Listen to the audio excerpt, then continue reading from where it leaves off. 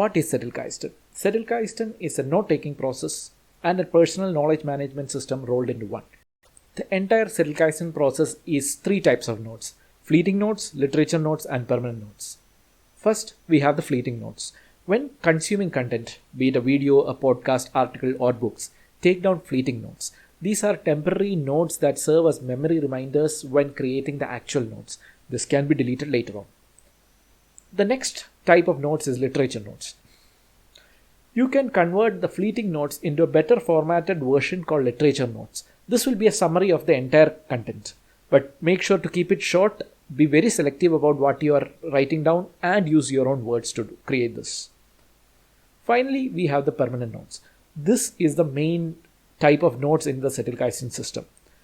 When you have finished the content, or at a smaller point if you are reading something like a book, go through the literature notes and write down all the main concepts that are presented. This will be your permanent note.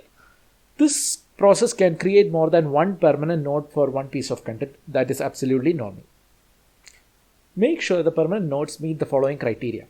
Write only one idea per note, but be as complete as possible. Write as if you're writing for somebody else. Use full sentences. Show sources. The note should be understood even if you don't know the context it was taken from. If you are looking at the note later, you will have forgotten the original context.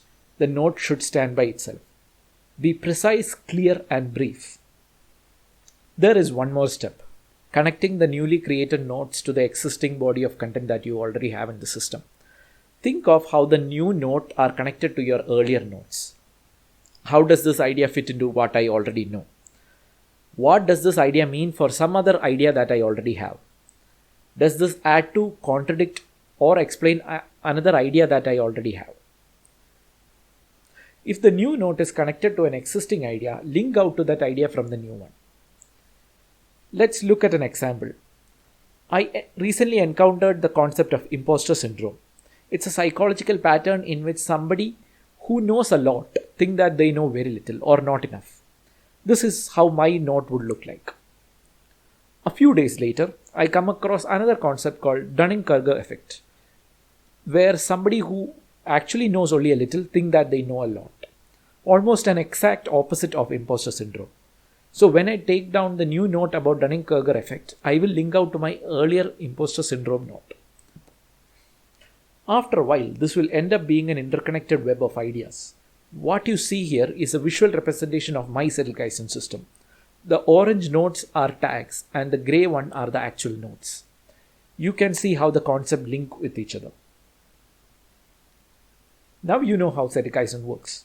If you stop the video right here, you already have all the information needed to create your own Zettelkasten. But my job does not end here. It is my job to convince you to use the system. And that is the why of Zettelkasten. The point of the system is not better note-taking. It is better thinking.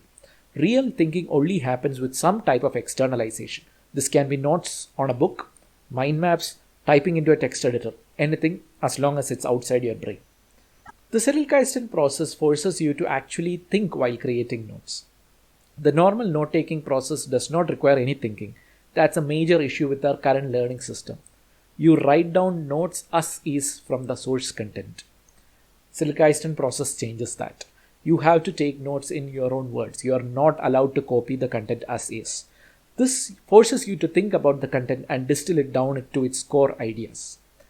Another problem with the current learning system is this. When you reread the content or the notes that you have taken, there is no new understanding. All it does is create the illusion that you have understood what you read. But more often than not, that is not actually true. The only way you can find out how much of the content you actually understood is by testing yourself. Try explaining the concept to another person. This will show you how much you have actually understood and where the gaps in your knowledge are. In Zettelkasten, this is done when you create the notes. It's a smaller version of the self-test. It will show you how much you actually understood. Elaboration is one way to make sure you understood what you learned. Another way is deliberate practice. Deliberate practice is not a part of Zettelkasten, but it is a part of this video.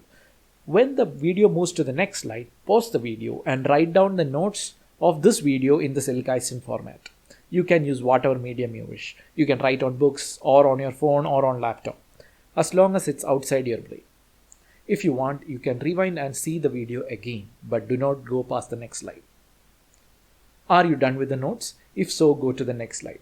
Please do not continue till you have actually finished your notes. This is how I would have taken down notes for this session. If your notes are different, that is fine. You have to take notes for yourself. I am showing my notes just to illustrate the point better. Feel free to pause the video and go through these notes before continuing. This brings us to the end of the session.